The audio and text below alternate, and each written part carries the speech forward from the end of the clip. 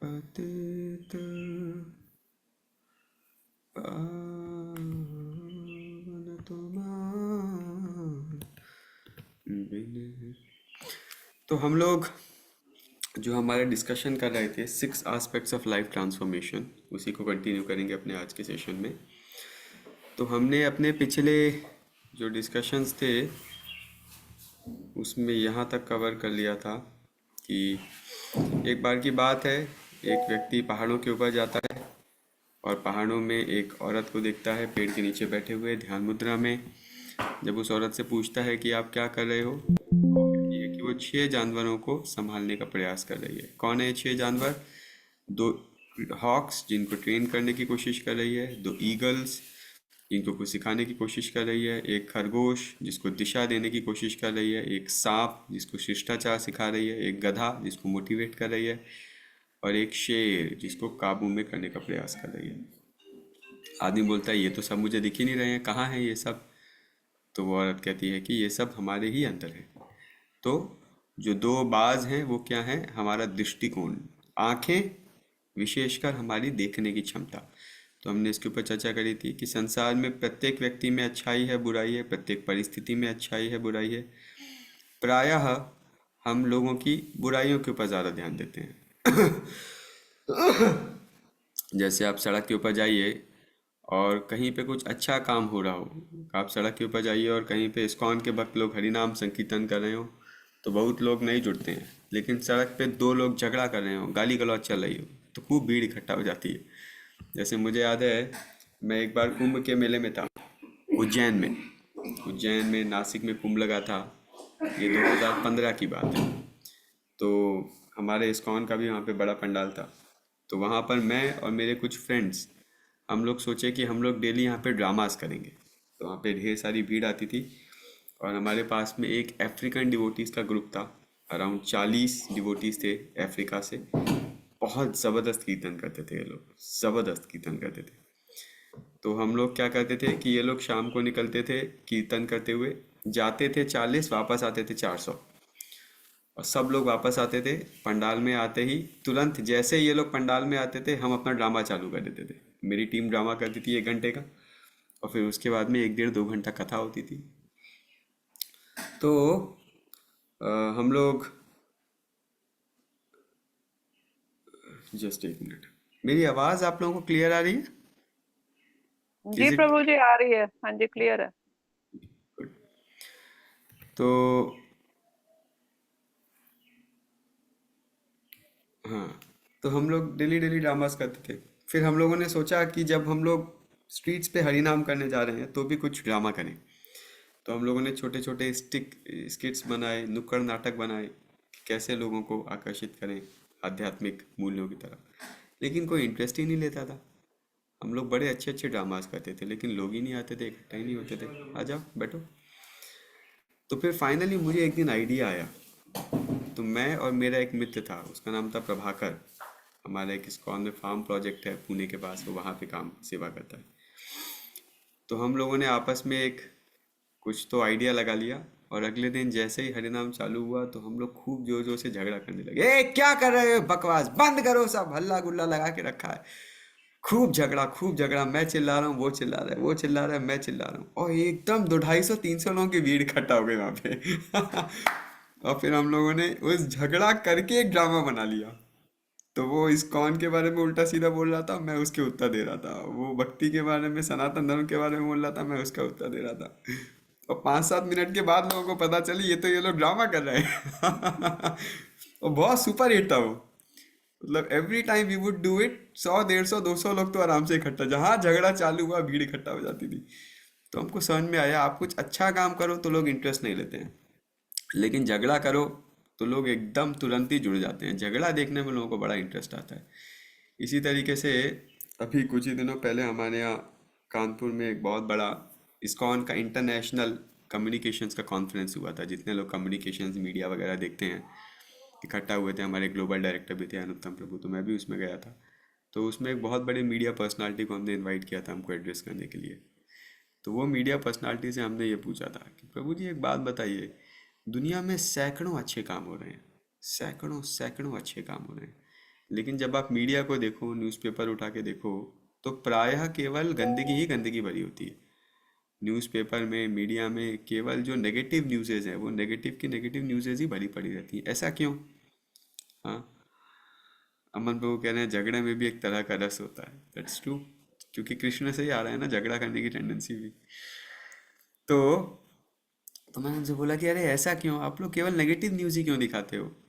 तो पहले तो उन्होंने बहुत डिप्लोमेटिक आंसर्स दिए, नहीं प्रभु जी देखिए हम तो सत्यता दिखाते हैं, समाज की अच्छा बुरा सब चीज़ के लिए जागरूक करना जरूरी है, so on and so forth. तो वो he was like trying to avoid the question, but then finally he said Prabhu ji देखो मैं आपको सच बता रहा हूँ, हमारा अखबार प्रॉफिट के लिए चल रहा है। भाई हम समाज सेवा थोड़े ही कर रहे हैं, हमको भी तो अपना पेट भरना है, हजारों लोगों का पेट भरना है, तो हम तो वही छापेंगे ना जो बिकता है। हमने देखा है पॉजिटिव न्यूज़ छापो तो लोग बहुत कम पढ़ते हैं, लेकिन नेगेटिव न्यूज़ हर आदमी कहता है कि नेगेटिव है, लेकिन पढ़ते लोग उसी को ही है। तो दैट्स अ फैक्ट। तो ये टेंडेंसी है, the human tendency is, the tendency of the mind is to go for the negative, to ponder on the negative. आप अपने ही जीवन में देखिए, हमारे जीवन में हजारों हजारों अच्छे काम हुए हैं, हमारे जीवन में हजारों अच्छी चीज़ें हुई हैं, हमारे पास इतने सारे अच्छे संबंध हैं, हमारे पास इतने सारे अच्छे ऑक्यूपेशंस हैं, हमारा 90% ऑफ द टाइम हम लोग हेल्दी ही रहते हैं। लेकिन कुछ छोटी सी दिक्कतें हो जाती हैं लाइफ में।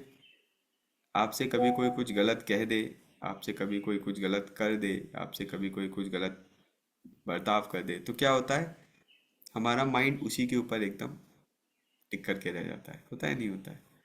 और इट लुक्स एज इफ दुनिया कितनी खराब है, जीवन कितना खराब, भगवान कितने खराब है, मेरे साथ ऐसे कैसे हो सकता है? तो we tend to forget the 99% of the good and the mind ponders on 1% bad. The nature of the mind, mind हमेशा नेगेटिव की ओर भागता है। और इसीलिए जब हम लोगों के साथ में भी जुड़ते हैं तो लोगों के अवगुणों को देखना बहुत आसान हो जाता है। मैंने इन जनरल देखा है, आप दो लोगों को साथ में रखिए और दोनों के बीच में जैसे ही इंटरेक्शन चालू होगा, एक हफ्ते के बाद फीडबैक पूछिए तो वो उसकी एक दो कमियां निश्चित रूप से बता देगा। This is very common. दूसरों में कमी देखना या दूसरों के साथ में दिक्कतें देखना, ये बहुत कॉमन है। नेगेटिव परसेप्शन रखना बहुत आसान है, बहुत ही कॉमन है। लेकिन पॉजिटिव देखना इतना आसान नहीं है, इट्स वेरी डिफिकल्ट। एक बार युधिष्ठिर महाराज और दुर्योधन को बुलाया गया और दोनों को एक टास्क दिया गया। दुर्योधन को बोला गया कि दुर्योधन तुम अपने पूरे राज्य में जाओ और एक ऐसे व्यक्ति को लेकर के आओ जो तुमसे बेहतर हो। और युधिष्ठिर को बोला गया अपने पूरे राज्य में लेके आओ और एक ऐसे व्यक्ति को लेके आओ जो आपसे इंफीरियर हो। 2 दिन के बाद दोनों खाली हाथ आ गए। तो दुर्योधन को बोला अरे तुम खाली हाथ कैसे आ गए? दुर्योधन बोला मैंने अपना पूरा राज्य देख लिया, लेकिन मुझे एक भी ऐसा व्यक्ति नहीं मिला जिससे मैं बेहतर नहीं हूँ। हर किसी में कुछ ना कुछ कमियां थी जो मुझ में नहीं है। और युधिष्ठिर महाराज बोले मैं पूरा राज्य देख के आया, लेकिन मुझे एक भी ऐसा व्यक्ति नहीं मिला जो मुझसे बेहतर ना हो, क्योंकि मुझ में हजारों कमियां हैं और मुझे हर जगह पे कोई ना कोई ऐसा व्यक्ति मिला जिसमें वो कमी नहीं थी जो मुझ में है। You see this is called perception. जो व्यक्ति अपनी कमियों के ऊपर काम करना चाहता है, जो व्यक्ति अपने को सुधारना चाहता है, उस व्यक्ति को दुनिया में बहुत कम कमियां दिखती है। जो व्यक्ति अपने को सुधारने पे काम करता है वो लाइफ में बहुत ग्रो करता है, क्योंकि सचमुच में दुनिया अपने को सुधारने से ही बदलती है, दुनिया नहीं बदलने वाली है। आप अनुभव करके देखिएगा, कभी एनालाइज करके देखिएगा, हम सबके जीवन में एक ना एक ऐसा व्यक्ति होता है जिससे हमको बड़ी दिक्कतें होती हैं। किसी किसी का भाग्य ज़्यादा होता है तो दो तीन चार ऐसे मिल जाते हैं, वरना एवरेज लोगों के लिए एक तो ऐसा होता ही है जो बिल्कुल ऐसे ही बात करता है, बिल्कुल ऐसे ही बर्ताव करता है जो आपको बिल्कुल भी पसंद नहीं है, एकदम चिढ़ है जिससे वही काम करता है वो। हर किसी के लाइफ में एक ऐसा व्यक्ति है, और आप आम तौर पे बात करो तो हम उस व्यक्ति से ही डिस्टर्ब रहते हैं। हाँ, बट मतलब उसके बारे में चिंतित रहते हैं, और हमको लगता है अगर जीवन से ये एक व्यक्ति निकल जाए तो जीवन कितना अच्छा हो जाएगा, मेरा जीवन एकदम सेट हो जाएगा, मैं तो भगवत धाम पहुंच जाऊंगा, एक व्यक्ति निकल जाए तो एकदम लाइफ सेट, रिलैक्स। इंटरेस्टिंगली कई बार जीवन से वो व्यक्ति चला भी जाता है, कुछ ऐसी स्थितियां बनती हैं कि ये व्यक्ति आपके जीवन से चला जाता है, लेकिन आप अधिकतर केसेस में ऑब्जर्व करोगे ये व्यक्ति जाएगा तो कोई दूसरा आएगा, और सेम नेचर के साथ में आएगा। कितने लोगों ने अनुभव करा है लाइफ में? केवल रोल चेंज हो जाता है, पर्सनालिटी चेंज नहीं होता है, नाम चेंज हो जाता है, व्यक्तित्व चेंज हो जाता है, लेकिन पर्सनालिटी चेंज नहीं होता है। तो मेरे एक गुरुजी थे, वो एक बहुत सुंदर बात बताते थे। वो कहते थे ये दुनिया एक ड्रामा स्टेज की तरह है। इस ड्रामा स्टेज में कृष्णा ने हमको एक स्क्रिप्ट लिख करके भेजा है। कृष्णा ने बोला है बेटा ये व्यक्ति तुमको झापड़ मारेगा तो मुस्कुराना, ये व्यक्ति तुमको गलत बोलेगा तो उसको झुक के हरे कृष्णा बोल देना, ये व्यक्ति तुम्हारे सामने आएगा उसमें बहुत सारे अवगुण हैं, वो राक्षसों की तरह काम करेगा, लेकिन फिर भी उसको उसमें अच्छे गुण देखना और उसको अप्रिशिएट कर देना। ये स्थिति आएगी तो दोनों हाथ उठा के बोलना हरे कृष्णा कृष्णा कृष्णा हरे हरे, हरे राम राम राम हरे हरे। ये स्थिति आएगी तो पीठ पीठ दुखा के भागना नहीं है, ये स्थिति आएगी तो थोड़ा फाइट बैक करना स्थिति के साथ में, ये स्थिति आएगी तो टॉलरेट कर लेना, ये स्थिति आएगी तो झुक जाना। ऐसा कृष्णा ने हमको स्क्रिप्ट लिख करके दे दिया, और फिर भगवान ने हमको स्टेज पे भेज दिया, जाओ अभी एक्टिंग करो। हम लोग स्टेज पे जाते हैं, पहला व्यक्ति आता है, जैसे ही झापड़ मारते हैं हम घुमा के घूसा दे देते हैं उसको। भगवान कहते हैं cut cut cut cut cut, retake लेंगे अभी हम। फिर रीटेक होता है, फिर दोबारा वो व्यक्ति आता है, फिर हमको झापड़ मारता है, फिर हम स्क्रिप्ट भूल जाते हैं, फिर हम घुमा के एक झापड़ दे देते हैं, फिर भगवान बोलते हैं कट, अभी फिर से रीटेक लेना पड़ेगा, फिर रीटेक होता है। 4 5 6 रीटेक के बाद में हमको याद आता है अरे बाबा मुझे स्क्रिप्ट के हिसाब से चलना है। स्क्रिप्ट क्या है? स्क्रिप्ट ये है कि वो मुझे झापड़ मारेगा और मुझे झुक के हरे कृष्णा बोलना। 5 6 रीटेक के बाद में जब हम ये करते हैं तो क्या होता है, अभी ये कैरेक्टर पार हो जाता है, ड्रामा थोड़ा सा आगे बढ़ता है। फिर अगला कैरेक्टर आता है, अगला कैरेक्टर आता है, हमारा अपमान करता है। अरे जैसे ही वो हमारा अपमान करता है हम उसको 4 सुना देते हैं, वो हमें 2 सुनाते हैं, हम 4 सुनाते हैं, फिर भगवान बोलते हैं कट, अभी फिर से रीटेक करना पड़ेगा। कुछ रीटेक के बाद में हम इस कैरेक्टर से भी डील करना सीख जाते हैं, फिर उसके बाद में अगली स्थिति आती है, अगली स्थिति आती है। तो practically Krishna wants us to improve. See the purpose of life is not to prove. हम दुनिया में किसी को कुछ प्रूव करने नहीं आए। हम में से अधिकतर लोग दुनिया को ये प्रूव करने में ही लगे रहते हैं कि कैसे मैं सही हूँ, मैं बेहतर हूँ, मैं जो सोच रहा था वो सही था। ये लाइफ का पर्पस ही नहीं है। The purpose of life is not to prove, which is the natural tendency. The purpose of life is to humbly improve. Every situation is there to help us improve in some way or the other. जैसे कई सारे लोगों की शनि की 6.5 लग जाती है, लोगों का दिमाग खराब हो जाता है, परेशान हो जाते हैं लोग। कुछ लोग कोसते हैं शनिदेव को, कुछ लोग जाके तेल चढ़ाएंगे, दिया चढ़ाएंगे, यहाँ जाएंगे, सब कुछ करेंगे। लेकिन ऐसी स्थितियाँ क्यों आती हैं जीवन में? ऐसी स्थितियाँ जीवन में केवल हमको सुधारने के लिए आती हैं। मैंने बहुत सारे लोगों के अनुभव पूछे जिनके जीवन में ऐसे कुछ तारे सितारे बिगड़ जाते हैं और जीवन एकदम उथल पुथल हो जाता है। उनमें से अधिकतर लोग जो पॉजिटिव माइंडसेट में थे, उनका उत्तर ये था कि प्रभु जी स्थिति तो बड़ी खराब थी, बड़ा झेले हम, खूब खून के आंसू रोए हम, हमको लगा जीवन ही अंत कर दें, कुछ रखा नहीं है जीवन में। लेकिन जब हम उस स्थिति को स्वीकार कर लिए, जब हम उस स्थिति को आलिंगन कर लिए और हमने ये जानने का प्रयास करा कि भगवान हमको इस स्थिति से क्या सिखाना चाहते हैं, तो हमको वो स्थिति जो देखने में विपरीत लग रही थी बहुत कुछ अच्छा सिखा करके गई। तो मैं एक भक्त को कुछ दिनों पहले एक भक्त मुझसे पूछ रहे थे प्रभु जी शनि की 7.5 लगे तो क्या समझना चाहिए। तो मैं उसको बता रहा था शनि की 7.5 लगे तो समझना चाहिए कि हमारा ट्रेनिंग पीरियड चल रहा है। आप जब कॉलेज में जाते हो तो 4 साल आपका पहले ट्रेनिंग होता है, फिर उसके बाद में प्लेसमेंट होता है। तो जब आप जीवन में कुछ अच्छा करना चाहते हो तो उसके लिए हमको कई तरीके से इक्विप होने की आवश्यकता है।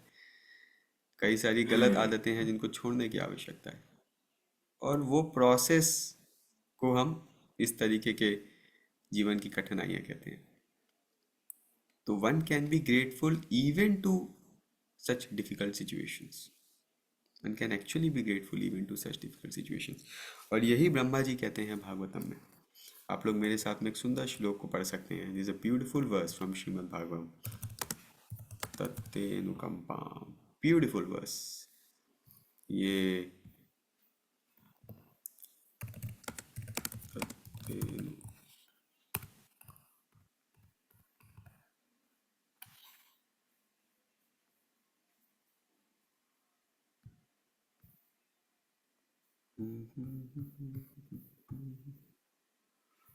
कृष्ण त्वदीय।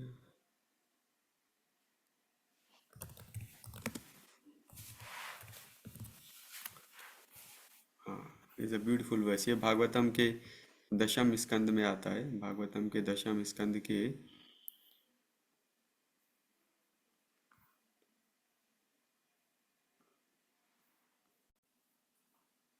14वें अध्याय का 8वां श्लोक है। ब्यूटीफुल वर्स, मेरे पीछे दोहराइए। तत्तेनुकंपां सुसमीक्षमाणो भुञ्जान एवात्मकृतं विपाकम् हृद्वाग्वपुर्भिर्विदधन् नमस्ते जीवेत यो मुक्तिपदे सदाए भा। तो ब्रह्मा जी कह रहे हैं तत्तेनुकंपाम सुसमीक्षमाणो भुंजान एवात्मकृतम विपाकम हृद्वाग बपुर्भिर्विदधन् नमस्ते जीवेत यो मुक्ति पदे सदाए बा। क्या कह रहे हैं कि माय डियर लॉर्ड। तो ब्रह्मा जी भगवान को स्तुति अर्पित कर रहे हैं। ये ब्रह्म विमान लीला के बाद की बात है। तो क्या कह रहे हैं Brahma ji? My dear lord, one who earnestly waits for you to bestow your causeless mercy upon him, all the while patiently suffering the reactions of his past misdeeds and offering you respectful obeisances with his heart, words, and body, is surely eligible for liberation, for it has become his rightful claim. क्या कह रहे हैं ब्रह्मा जी? ब्रह्मा जी कह रहे हैं कि वह व्यक्ति जो जीवन की अनुकूल प्रतिकूल परिस्थिति में समभाव रहते हुए, उसको टॉलरेट करते हुए, आपको धन्यवाद करते हुए अपना जीवन जीता रहता है और आपकी कृपा की आशा बनाए रखता है, ऐसे व्यक्ति के लिए मुक्ति जन्म सिद्ध अधिकार है। मतलब क्या?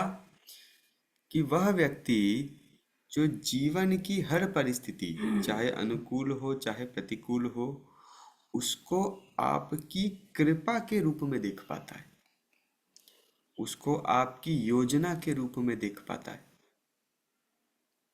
ऐसा व्यक्ति मुक्ति का अधिकारी बन जाता है। क्यों? क्योंकि ये व्यक्ति प्रत्येक स्थिति में, चाहे अनुकूल हो चाहे प्रतिकूल हो, ये व्यक्ति प्रत्येक स्थिति में आपको स्मरण कर पाता है ना। तो जो व्यक्ति, जैसे एक बार की बात है, एक गांव में एक किसान रहता था। तो ये किसान ने बहुत सारे घोड़े पाले हुए थे। तो एक बार की बात है, और ये किसान का जीवन का सिद्धांत था कि भाई मैं भगवान का भजन करता हूँ, भगवान जो करता है अच्छा करता है। तो जो व्यक्ति इसके पास में आता था, किसान कहता था भाई भगवान जो करता है अच्छा करता है। एक दिन ये किसान का घोड़ा भाग गया। तो लोग बोले अरे तुम्हारा घोड़ा भाग गया, अच्छा हुआ बुरा हुआ? बोले नहीं नहीं भाई, भगवान जो करता है अच्छा करता है। बोले अरे अजीब बेवकूफ़ इंसान है, घोड़ा भाग गया, कह रहा है अच्छा करता है। एक हफ्ते के बाद उसका घोड़ा एक घोड़ी को लेके आ गया। तो लोग बोले अच्छा हुआ? बोले अरे ये तो बड़ा अच्छा हुआ भाई, घोड़ा भागा घोड़ी को ले आए, एक के दो हो गए। तो भगवान जो करता है वो अच्छा करता है। कुछ दिनों के बाद में इसका बेटा, जो घोड़ा आया था वो घोड़े के ऊपर चल रहा था, कुछ तो हुआ, घोड़ा बिदक गया, घोड़े ने कूद मारी, बेटा नीचे गिरा, घोड़ा दौड़ते हुए बेटे की टांग के ऊपर चढ़ के चला गया। बेटे की बेचारे की टांग टूट गई। लोग बोले ले, तुम्हारा तो घोड़ा बड़ा बेकार निकला, तुम्हारे बेटे की टांग तोड़ दी। बोला नहीं नहीं भाई, भगवान जो करता है अच्छा ही करता है। अब बोले इसमें क्या अच्छा है, बेटे की टांग टूट गई, तुम कह रहे हो अच्छा है, अजीब इंसान है, बेवकूफ़ है ये तो। उसके एक हफ्ते के बाद में सडनली वहां पे राजा के सिपाही आ गए उस गांव में।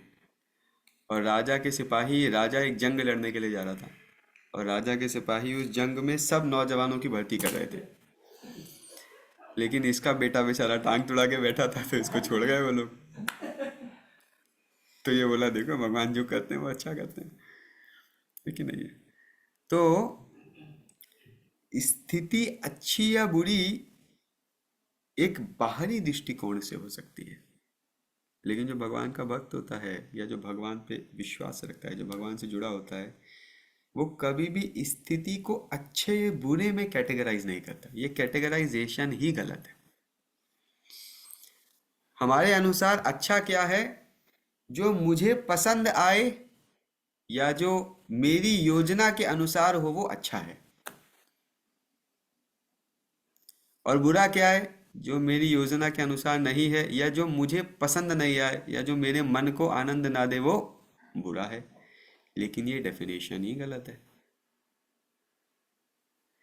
स्थिति अच्छे या बुरे में कैटेगराइज करने के बजाय अगर हम स्थिति को भगवान की योजना में डिफाइन करें, और कैटेगराइजेशन क्या हो, मैं इसके अनुकूल कार्य कर पा रहा हूं, मैं इसके अनुकूल कार्य नहीं कर पा रहा हूं।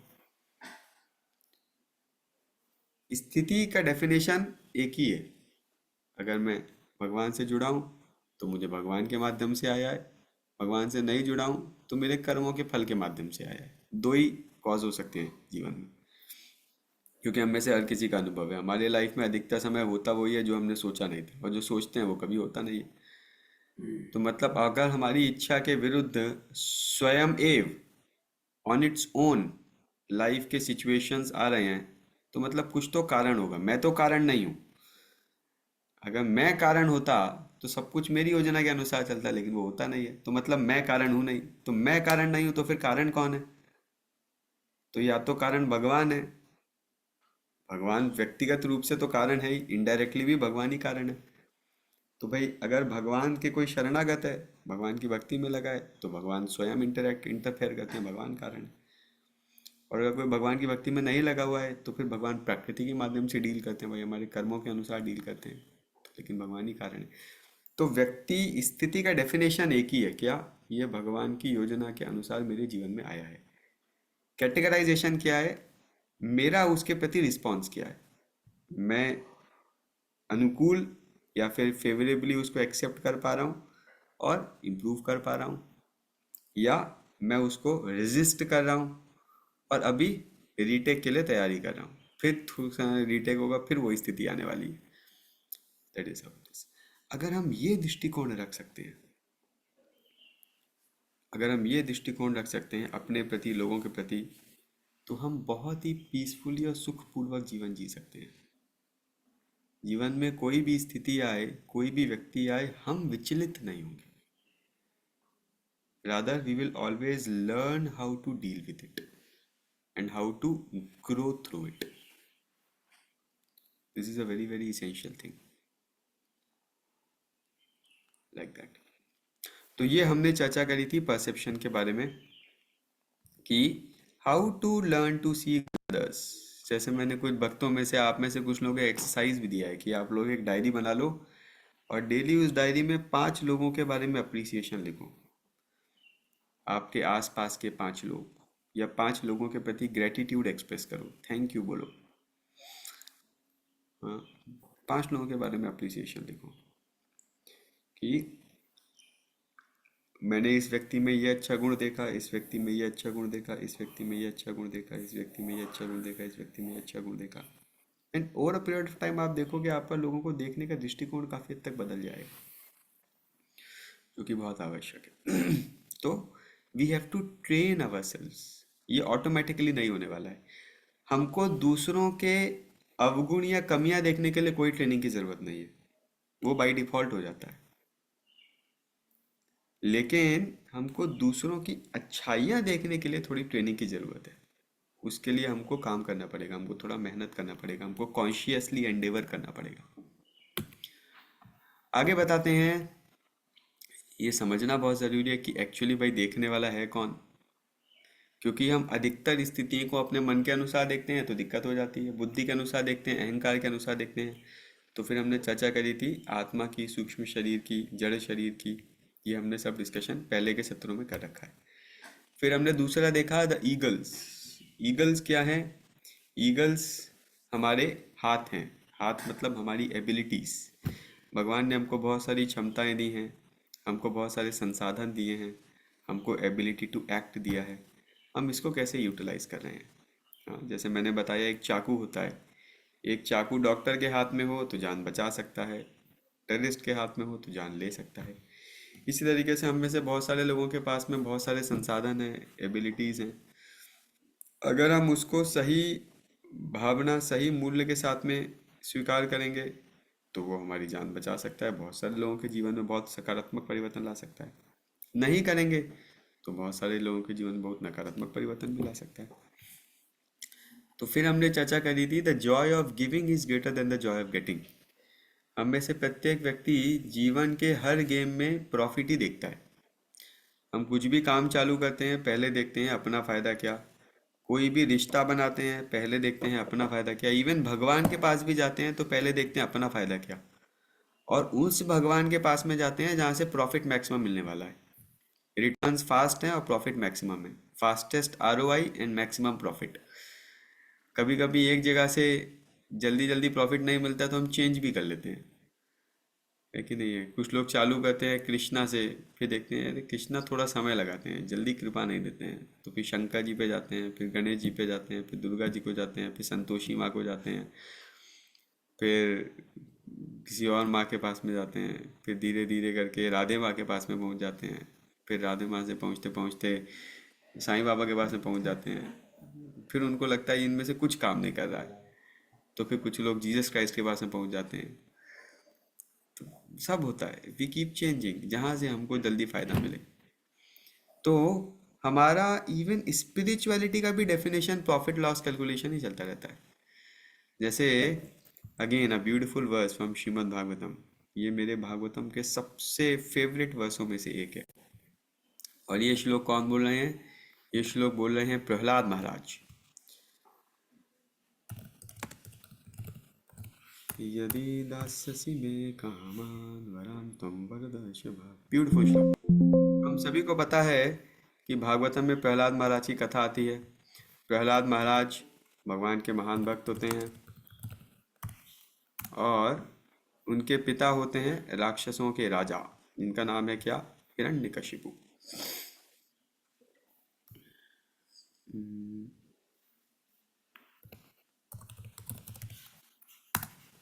ये हिरण्यकशिपु बहुत अनेकों अनेकों प्रकार से प्रहलाद महाराज को कष्ट दे रहे होते हैं। और प्रहलाद महाराज भगवान के शरणागत होते हैं तो भगवान उनकी सदैव रक्षा करते हैं। जैसे अभी होली आने वाली है तो हिरण्यकश्यप की एक बहन थी, उस बहन का नाम था, और इस बहन को वरदान था कि उसको अग्नि नहीं जला सकती। तो ये जो भगवान, ये जो बहन थी, इसको हिरण्यकश्यप ने कहा कि तुम प्रहलाद को अपनी गोदी में लेके बैठ जाओ। तो ये इसने एक चिता बनाई, चिता में प्रहलाद को गोदी में लेके बैठ गई। जब चिता जली तो ये जल गए लेकिन प्रहलाद जले ही नहीं। इन्होंने प्रहलाद को पहाड़ी के ऊपर से नीचे फेंका तो क्या हुआ? भगवान ने आके कैच कर लिया। प्रहलाद को एक ऐसे गड्ढे में फेंक दिया जिसमें जहरीले सांप थे, किसी सांप ने काटा ही नहीं। प्रहलाद को जहर पिलाया, प्रहलाद ने प्रसाद मन के समझ पी लिया, जहर भी काम नहीं किया।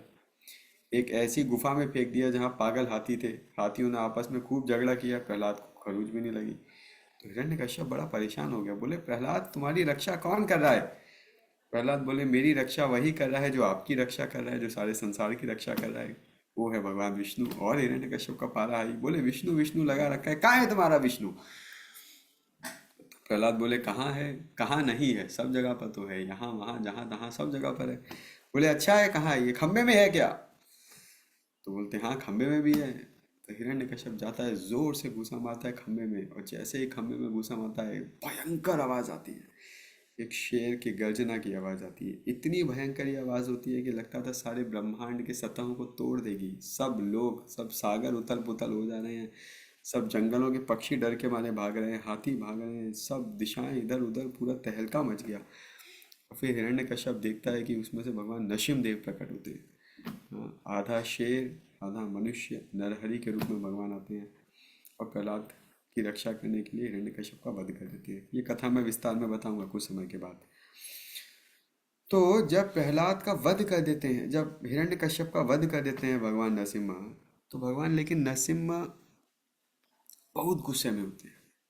हिरण्यकश्यप का वध कर देते हैं, हिरण्यकश्यप की पूरी सेना आती है, सेना का भी वध कर देते हैं, लेकिन फिर भी नरसिम्हदेव का गुस्सा नहीं शांत होता है। तो ये जितने देवी देवता हैं, ब्रह्मा चिन्ना इंद्र वायु सोम सूर्य शंकर जी लक्ष्मी जी, सब लोग लाइन लगा के खड़े होते हैं हिरण्य भगवान को शांत करने के लिए।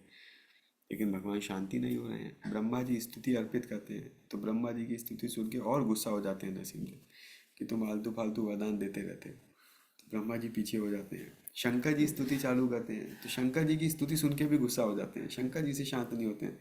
ब्रह्मा जी लक्ष्मी जी से कहती हैं भाई आप ही के पति देव में कुछ समझाइए। लक्ष्मी जी कहती है मेरे पति, मैंने आज तक ऐसा रूप तो देखा ही नहीं, कौन है ये भाई, मैं नहीं जानती, मेरे को इससे दूरी रखो। लक्ष्मी जी परेशान, किसी की हिम्मत नहीं पड़ रही है भगवान के सामने जाने के लिए। आप देखोगे यही भागवतम के पहले चैप्टर में कई सारे देवी देवता स्तुति कर रहे हैं, लेकिन नरसिम्हदेव का गुस्सा बढ़ता चला जा रहा है। और फिर सबसे अंत में ब्रह्मा जी 5 साल के छोटे बालक प्रहलाद को इशारा करते हैं कि भाई तुम ही देखो, तुम्हारे लिए भगवान आए हैं, शायद तुमसे ही शांत होंगे। और जैसे ही नरसिम्हदेव सामने जाते हैं, प्रहलाद महाराज नरसिम्हदेव के सामने जाते हैं, तो वे नरसिम्हदेव जो अब तक उग्र रूप में थे, जो अब तक बिल्कुल गुस्से में भरे हुए थे, जो अब तक सारे संसार को समाप्त करने की इच्छा से प्रेरित थे, प्रहलाद महाराज को देख के बिल्कुल शांत हो जाते हैं। उनके हृदय में वात्सल्य भाव आ जाता है। तो ये नरसिम्हदेव प्रहलाद महाराज को उठा के अपनी गोद में बिठा लेते हैं और ऐसे चाटने लगते हैं जैसे कोई शेरनी अपने बच्चे को चाटती है। इतना प्रेम नरसिम्हदेव को आ रहा है। तो कहते हैं तव कर कमला वरे नखम अद्भुत श्रृंगम, कि नरसिम्हदेव के जो जो नख थे, वो नख कैसे थे, उनके नख वज्र के समान थे। उनके नखों से उन्होंने हिरण्यकश्यप के सीने को चीर दिया। लेकिन वही हाथ जब नरसिम्हदेव प्रहलाद महाराज के सर के ऊपर रख रहे हैं, तो प्रहलाद महाराज को वही हाथ जो वज्र के समान हिरण्यकश्यप के लिए थे, वही हाथ प्रहलाद महाराज के लिए कमल के पुष्प के समान कोमल लग रहे हैं। तो फिर नरसिम्हदेव कहते हैं कि प्रहलाद तुम मुझसे कुछ मांगो। तो प्रहलाद महाराज सुंदर स्तुति करते हैं नरसिम्हदेव की। तस्माद अहम विगता विक्लवा ईश्वरस्य सर्वात्मना मयि गृणामि यथा मनीषम। खूब सुंदर स्तुति करते हैं अलग अलग तरीके से। और फिर वो पूरी स्तुति के बाद में हिरण्यकश्यप से प्रहलाद महाराज से नरसिम्ह भगवान कहते हैं कुछ मांगो। तो जब मांगो कहते हैं तो प्रहलाद महाराज ये श्लोक बोलते हैं जो हमने सामने खोल के बैठा है। तो अब आप सोचिए पूरा कॉन्टेक्स्ट कि भगवान नरसिम्हदेव केवल प्रहलाद महाराज की रक्षा करने के लिए विशेष रूप से आए हैं। भगवान नरसिम्हदेव सब देवी देवताओं की बात नहीं सुन रहे हैं, केवल प्रहलाद महाराज की बात सुन रहे हैं। एकदम एक्सक्लूसिव अटेंशन ऑन प्रहलाद महाराज है। भगवान नरसिम्हदेव प्रहलाद महाराज से इतना प्रेम करते हैं कि उनको अपने एक एक पुत्र के समान स्नेह कर रहे हैं। भगवान नरसिम्हदेव प्रहलाद महाराज से इतना प्रेम करते हैं कि ऐसा अद्भुत रूप धर के आए हैं सिर्फ प्रहलाद महाराज के वचन को सिद्ध करने के लिए। प्रहलाद महाराज ने बोला खंबे से आएंगे, तो भगवान खंबे से आ गए।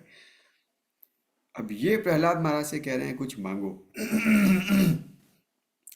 अपने सामने ऐसा सिचुएशन आया तो मैं तो बोलूँगा भगवान 1 मिनट रुको, जरा अपना लिस्ट निकालता हूँ। मैं लंबा लिस्ट बना के बैठा था बहुत समय से, ढूंढने दो, पता नहीं व्हाट्सएप पे है कि फेसबुक पे है कि ईमेल पे है, पता नहीं किधर है लिस्ट। भगवान जस्ट जस्ट जस्ट 1 मिनट, मैं थोड़ा लिस्ट निकाल लूँ जरा, और फिर उसमें 10-12 आइटम ऑन द स्पॉट हम लोग ऐड करेंगे, है कि नहीं। लेकिन प्रहलाद महाराज क्या कह रहे हैं, the beauty of Prahlad. Prahlad कह रहे हैं, मेरे पीछे दोहराइए श्लोका। दिस इज 7.6.10, 7वें स्कंद के 6ठे अध्याय का 10वां श्लोक है ये। क्या कह रहे हैं, को अन्व अर्थ तृष्णाम विसजे प्राणेभ्योऽपि या ईप्सितः यम क्रीणात्य सुबि पृष्ठे तस्करः सेवको वने। क्या कह रहे हैं कि हे प्रभु, money is so dear that one conceives of money as being sweeter than honey. Therefore, who can give up the desire to accumulate money, especially in household life? These professional servants and merchants try to acquire money by risking their own lives. Prahlad Maharaj कहते हैं कि भगवान, पैसा तो इतना प्यारा है कि चमड़ी जाए लेकिन दमड़ी ही ना जाए। हाँ, तो व्यक्ति संसार में सब कुछ छोड़ सकता है लेकिन पैसा नहीं छोड़ सकता। एक बार की बात है, एक व्यक्ति था, तो उस व्यक्ति को एक राजा ने बुलाया और राजा ने कहा कि तुमने कुछ गलत काम किया है, तुमको दंड मिलेगा। क्या दंड मिलेगा? तो उसको 3 चॉइसेस दिए गए। पहला चॉइस था कि तुमको दंड मिलेगा कि तुमको 10,000 रुपये देने होंगे। बोला ओके, एनी अदर ऑप्शन? बोले ठीक है। सेकंड ऑप्शन ये है कि तुमको 10 लीटर घी पीना पड़ेगा। बोले ओके, एनी अदर ऑप्शन? बोले थर्ड ऑप्शन ये है कि तुमको 50 कोड़े खाने पड़ेंगे। बोले अच्छा, एनी अदर ऑप्शन? बोले एक और ऑप्शन ये है कि तुमको तपते हुए धूप में 10 घंटे के लिए खड़ा रहना पड़ेगा। क्या चुनाव करोगे? बोला ऑप्शन नंबर 4। बोले ठीक है, खड़ा करो इसको। उसको धूप में खड़ा करा, वो 2 घंटे में चक्कर खा के बेहोश हो गया। तो बोले अब? बोले ठीक है थर्ड वाला। कोड़े मारना चालू किया। 10 15 20 का बलाल हो गया, वो तो मरने वाला हो गया। बोले अब? बोले घी पिला दो भैया, पैसा मत मांगो। 1 लीटर घी पीने के बाद उल्टियां करना चालू कर दिया। भाई कौन 10 लीटर घी पी पाएगा? अंत में बोला ठीक है, अब क्या करें, कुछ कम नहीं हो सकता क्या? 5,000 ले लो। इसे कहते हैं चमड़ी जाए बट दमड़ी ना जाए, है कि नहीं है? तो प्रहलाद महाराज भी यही कह रहे हैं, भाई व्यक्ति इस संसार में इतना प्रयास करता है पैसा कमाने के लिए। हाँ, सचमुच में पैसे के संरक्षण के लिए व्यक्ति अपनी जान भी दे सकता है, लिटरली जान भी दे सकता है, लेकिन पैसा नहीं छोड़ सकता। तो प्रहलाद महाराज कह रहे हैं लेकिन भगवान, मुझे ये नहीं चाहिए। बोले व्यक्ति संसार में बहुत सारे ऐश्वर्यों को प्राप्त करने के लिए अथक प्रयास करता है, लेकिन मुझे वो भी नहीं चाहिए। तो अब प्रहलाद महाराज कह रहे हैं कि क्यों नहीं चाहिए। Very interesting answer. He says नान्यथा, सो दिस इज 7:10:4, नान्यथा ते अखिल गुरो घटेत करुणात्मनः यस्त आशीष आशास्ते न स भृत्य स वै वणिक। प्रहलाद महाराज कह रहे हैं कि हे प्रभु, इस संसार में व्यक्ति सब चीजों के पीछे भाग रहा है ना। O my Lord, O Supreme Instructor of the entire world, you are so kind to your devotee that you could not induce him to do something unbeneficial for him. On the other hand, one who desires something material benefit in exchange of devotional service cannot be a pure devotee. Indeed, he is no better than a merchant who wants profit in exchange for services. Prahlad Maharaj कहते हैं, हे प्रभु, आपसे ज्यादा इस संसार में कोई कृपालु नहीं है। आप अपने भक्तों से अत्यंत प्रेम करते हो। आप सदैव अपने भक्तों के पालन पोषण के लिए चिंतित रहते हो। आप खुद कल्पना करके सोचिए, हम जब अपनी माँ के गर्भ में थे तभी भी भगवान ने हमारे पोषण की व्यवस्था बना के रखी थी। आप में से कितने लोग माता के गर्भ में अपना डाइजेस्टिव सिस्टम डिजाइन कर रहे थे? कोई मैकेनिकल इंजीनियर है यहाँ पे? बोले प्रभु जी, मैंने तो अपना इंजीनियरिंग माता के गर्भ से ही चालू कर दिया था। माता के गर्भ में मैं सिस्टम डिजाइन कर रहा था, डाइजेस्टिव सिस्टम। एनीवन? अरे कोई भी नहीं है।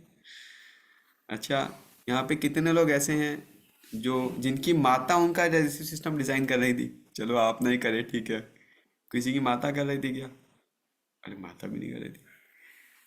अच्छा माता जी, आपने अपने बच्चे का डाइजेस्टिव सिस्टम डिजाइन किया है?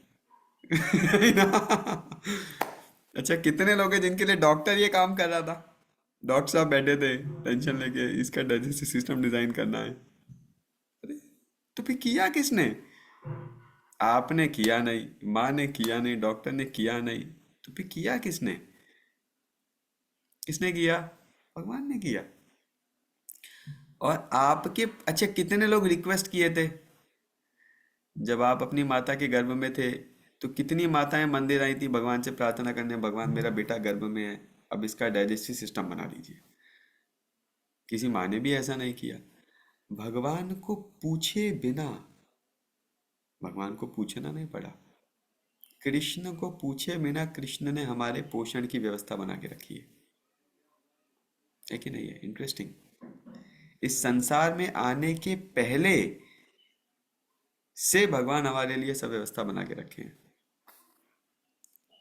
जब इतना भगवान कर रहे हैं हमारे लिए, तो फिर कोई व्यक्ति क्यों ना भगवान को समर्पित करने के बजाय भगवान के साथ में बिजनेस डील बैठाए। तो प्रहलाद महाराज कह रहे हैं, भगवान आपने मेरे मांगे बिना जब मुझे मेरी आवश्यकता का सब कुछ दे रखा है, जिसका मैं योग्य भी नहीं हूं, तो मैं आपसे मांगू क्यों। मैं आपसे बिजनेस थोड़े करना चाहता हूँ। इस टेलिंग मैं मर्चेंट नहीं हूँ जो आपका पूजा किया और बदले में कुछ चाहता है। जैसे कुछ लोग सोचते हैं 11 नालियाँ चढ़ाए तो 11 लाख तो कम से कम मिलना चाहिए। 5 वालों को 5 मिलेगा, 11 वालों को 11 मिलेगा। तो नहीं भगवान, मैं आपके साथ बिजनेस नहीं करना चाहता भाई, मैं तो आपसे प्रेम करना चाहता हूँ। क्यों? क्योंकि मैं देख रहा हूँ आप भी मुझसे कितना प्रेम करते हो। तो फिर भी लेकिन नरसिम्हदेव कहते हैं, ठीक है प्रहलाद, सब सही है, तुम्हारा फिलॉसफी बढ़िया है, लेकिन कुछ तो मांग लो। मैं देना चाहता हूँ ना यार, तुमको क्या प्रॉब्लम है? मैं देना चाहता हूँ, तुमको नहीं चाहिए, आई अंडरस्टैंड, बट मेरे को तो देने की इच्छा है। तो कुछ मांगो, तो कुछ तो मांगो। इंटरेस्टिंग ना। अब देखिए ये भक्तों के साथ में होता है। सब दुनिया भगवान के पीछे भाग रही है, ले लो ले लो ले लो, दे दो दे दो दे दो। और भगवान अपने भक्तों के पीछे भाग रहे हैं, ले लो ले लो। भक्त लेने को तैयार नहीं है। मैं आपको ऐसे बहुत सारे इंसिडेंसेस बता सकता हूँ भगवान की लीला में, जहाँ पे भगवान अपने भक्त से कह रहे हैं, भाई कुछ तो मांगो, मेरे लिए मांगो कुछ, मुझे कुछ देने की इच्छा है, कुछ तो मांगो यार। बहुत कॉमन है ये। लेकिन भगवान के भक्त ऐसे निराले हैं, मांगते ही नहीं है कुछ। तो जब भगवान बार बार प्रहलाद महाराज के पीछे पड़े हैं, कुछ तो मांगो मांगो, तो प्रहलाद महाराज एक चीज मांगते हैं भगवान से। जानना चाहते हैं क्या? कितने लोग जानना चाहते हैं? अभी इतना हाइट ऑफ हो गया, क्लाइमैक्स में प्रहलाद महाराज क्या मांग रहे हैं भगवान से? तो प्रहलाद महाराज मांगते हैं बहुत ही इंटरेस्टिंग चीज। आप लोग सुन के सब शॉक हो जाओगे कि ऐसा कैसे कोई कर सकता है। Please repeat this shloka after me, beautiful shloka. Oh sorry, not this one. हाँ, क्या कह रहे हैं? यदि दास्यसि मे कामान वरांस्तं वरदर्शभा कामानां हृदय संरोहम् भवतास्तु गणे वरम्। यदि दास्यसि मे कामान् वरांस्तं वरदर्शभा कामानां हृदय संरोहम् भवतास्तु गणे वरम्। यदि दास्यसि मे कामान् वरांस्तं वरदर्शभा कामानां हृदय संरोहम्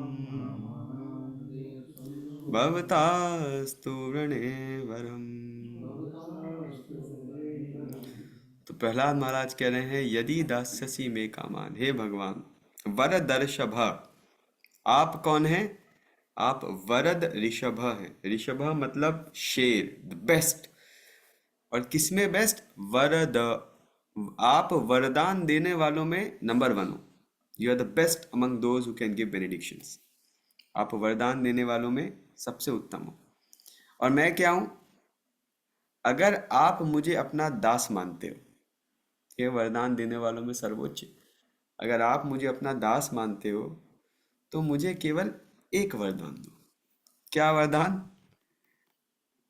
कामानाम हृदि असम रोहम। क्या कह रहे हैं? हे प्रभु, मुझे आप केवल एक वरदान दो। क्या? कि मेरे हृदय में कुछ पाने की इच्छा ही ना बचे। My Lord, क्या बोल रहे हैं बाबा? वो कह रहे हैं कुछ मांग लो, तुम कह रहे हो कुछ मांगने की इच्छा ही ना रहे। क्या चल कह रहा है ये? कुछ तो गड़बड़ हो गया है प्रहलाद को, सदमा वदमा लग गया एक पिता की मृत्यु का। कहने, हे प्रभु, मुझे आप केवल एक चीज दो। क्या? कि मेरे हृदय में कुछ पाने की इच्छा न रहे। My heart can become freed of material desires. तो भगवान बोले ये थोड़े उतावलेपन में बोल दिया शायद। नहीं, प्रहलाद महाराज उसको जस्टिफाई करते हैं। प्रहलाद महाराज कहते हैं कि हे प्रभु, मैंने देखा मेरे पिता तीनों लोकों के स्वामी थे। इन तीनों लोकों में कुछ ऐसा नहीं था जो मेरे पिता के पास में नहीं था। मेरे पिता के इशारे पे मौसम बदल जाते थे। ये इंद्र, चंद्र, सोम, वायु, सूर्य, बड़े बड़े देवी देवता मेरे पिता की चाकरी कर रहे थे। मेरे पिता ने तीनों लोकों का राज्य प्राप्त कर लिया था, लेकिन उसके बाद भी वो सुखी नहीं थे। तो मेरे पिता जो सब कुछ तीनों लोकों में प्राप्त करके सुखी नहीं थे, तो मैं उसमें ऐसा क्या प्राप्त करूंगा जो मैं सुखी हो जाऊंगा। तो इसीलिए मुझे आप ये दो कि, लेकिन ये जो खिचखिच मेरे मन में लगी रहती है, ये जो खिचखिच है, ये जो आशा है, हाँ, ये जो आशा है, क्या आशा? कि हम होंगे कामयाब एक दिन। किसमें कामयाब? हम होंगे कामयाब एक दिन। ये जो सूखा हुआ गन्ना है, इसको चूस के हमें कभी तो रस मिलेगा। होंगे कामयाब एक। अरे बाबा, वो गन्ने में रस है ही नहीं। तुम क्या चूस रहे हो? एक बार किसी ने बोला गन्ना क्या होता है, बोले गंगा बांस का होता है। तो वो गया मार्केट में, ढेर सारे बांस के बम्बू खरीद के लाया, सबको चबा चबा के देख रहा है, रस ही नहीं निकल रहा है। लेकिन फिर भी लगा हुआ है। क्यों? क्योंकि उसने सुना है कि गन्ने में से रस निकलता है। अरे बाबा, गन्ने में रस निकलता है, बांस में रस नहीं निकलता है। लेकिन लगे हुए हैं, होंगे कामयाब एक दिन। तो प्रहलाद महाराज कह रहे हैं ये जो तृष्णा है, जिस तृष्णा के कारण मैं निराशा में आशा ढूंढने में लगा हुआ हूँ, जिस तृष्णा के कारण मैं उस संसार में सुख ढूंढ रहा हूँ जहाँ पे है नहीं, जो दुखालय है। आप कृपया मेरे हृदय को इससे थोड़ा शुद्ध कर दें ताकि मैं सुकून से जी सकूं। तो भगवान अभी भी खत्म नहीं किए। भगवान बोले यार ये तो क्या चल कह रहा है, मैं कह रहा हूँ मांग ले, और कुछ मांग ही नहीं रहा है। अरे कुछ तो मांगो भाई। तो प्रहलाद कहते हैं ठीक है प्रभु, अगर आप कुछ देना चाहते हो तो एक काम करिए, मेरे पिताजी का उद्धार कर दीजिए। बोले अरे क्या? बोले प्रहलाद तुम, बोले मेरे पिताजी थोड़े असुर टाइप थे वो। और मैं बहुत समझाया लेकिन माने नहीं वो, और उन्होंने बहुत आपका अपराध भी किया है। तो आप कृपया उनको लेकिन उद्धार कर दीजिए।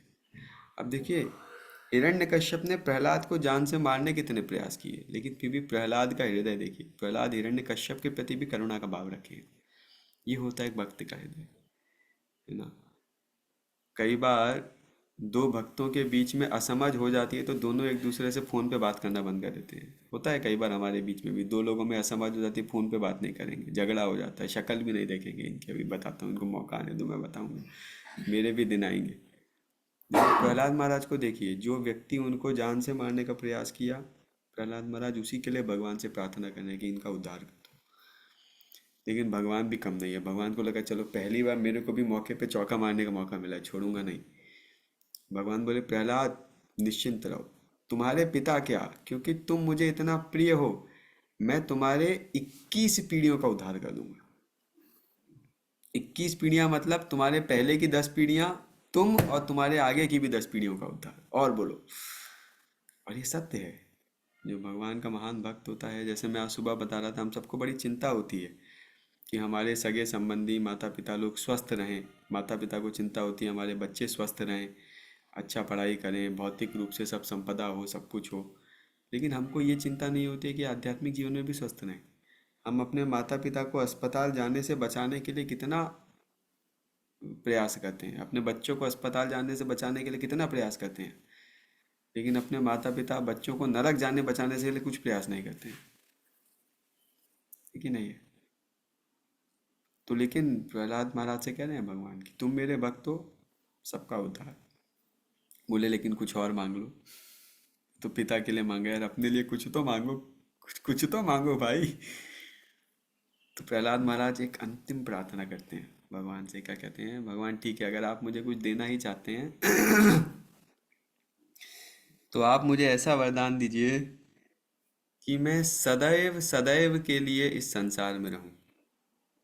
अभी पहले ही प्रहलाद महाराज बोल के आए हैं कि मुझे संसार में कोई इंटरेस्ट नहीं चाहिए।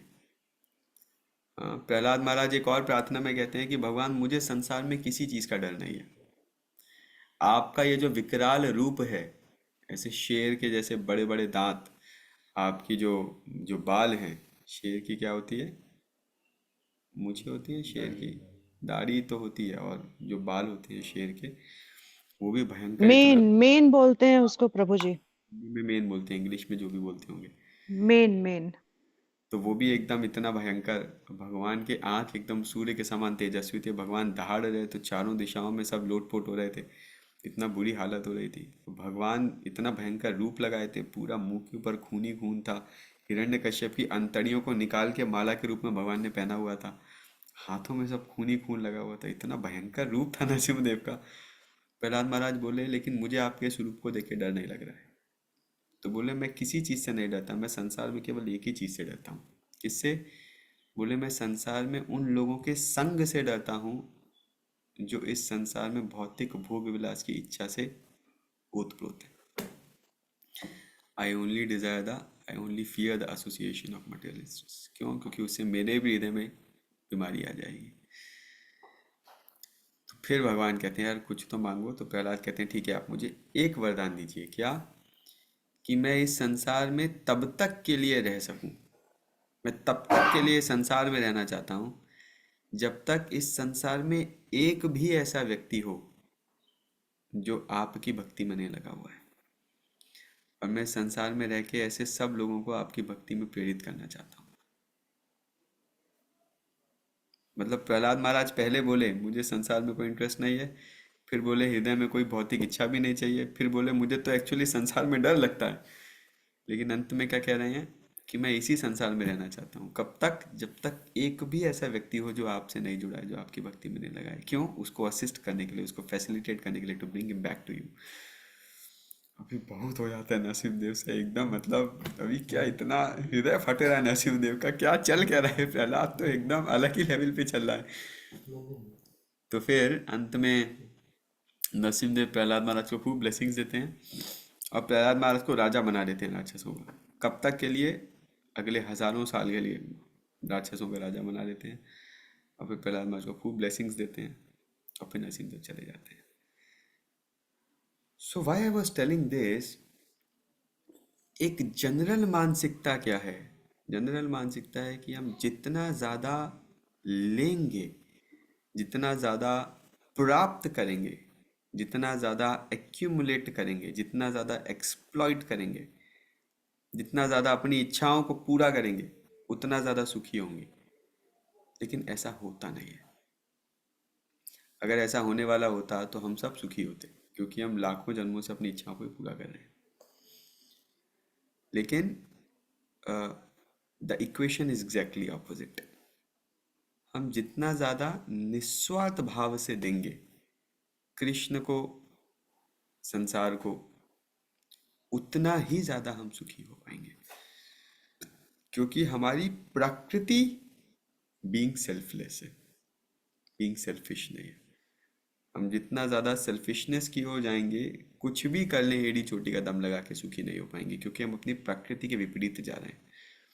और हम जितना ज़्यादा अपनी प्रकृति के अनुकूल जाएंगे, what is that? That is being selfless. क्यों? क्योंकि हम कृष्ण के अंश हैं। ममई वांशो जीवलोकी, कृष्ण के अंश हैं। कृष्ण तो निस्वार्थ भाव की मूर्तिमान स्वरूप है, तो कृष्ण के अंश होने के नाते हमारी भी मूल प्रकृति वही है। हम जितना ज़्यादा उस डायरेक्शन में जाएंगे, उतना ही ज़्यादा सुख का अनुभव कर पाएंगे। सोचने में लगेगा यार क्या नुकसान का सौदा, भाई लेने से सुख होता है, देने से थोड़ा ही होता है। जैसे आम व्यक्ति को क्या लगता है, मैं जितना टेस्टी खाना खाऊंगा उतना मजा आएगा। लेकिन यहाँ पे बहुत सारी माएँ बैठी हैं, माँओं को पता होगा जो मज़ा अपने बच्चों को खिलाने में है वो खुद खाने में नहीं है। Is it not? लेकिन ये अनुभव करने की बात है। हाँ। तो जिसने एक बार वो टेस्ट कर लिया, फिर उसको फिर समझ में आता है कि यार इसी में असली मज़ा है। So that is how it is. तो इसीलिए एक भक्त और भगवान के बीच में प्रतिस्पर्धा लगी रहती है। भक्त भगवान को देने के पीछे लगा रहता है, भगवान भक्त को देने के पीछे लगे रहते हैं, भक्त भगवान को देने के पीछे ही कंपटीशन चल रहा है, कौन किसको ज़्यादा आनंद देगा, कौन किसको ज़्यादा सेवा देगा। And this is what is exactly bhakti. So the joy of giving is far far far more than the joy of taking. थोड़ा सा हम इसके और आगे बढ़ेंगे। The direction of a rabbit. तो ये रैबिट क्या है? ये है हमारी इंटेलिजेंस, हमारी बुद्धि, हमारी सोचने की, समझने की, योजना बनाने की क्षमता। What is the use of speed without intelligence? एक बार की बात है, एक व्यक्ति ने नई नई गाड़ी खरीदी और उड़ा रहा था, जू जू जू जू। उसका दोस्त बोला, भाई कहाँ जा रहा है? बोला, ये मत पूछो कहाँ जाना है, बस गाड़ी भगाने दो, जू जू। बोला, अरे किधर तो जा रहा होगा? बोला, नहीं नहीं, बस भगाने दो, भगाने दो। तो इज इट इंटेलिजेंस? नहीं भाई। कार का उद्देश्य क्या है? ऑफिस से घर जाना, घर से ऑफिस जाना, एक एक गंतव्य पे जाना।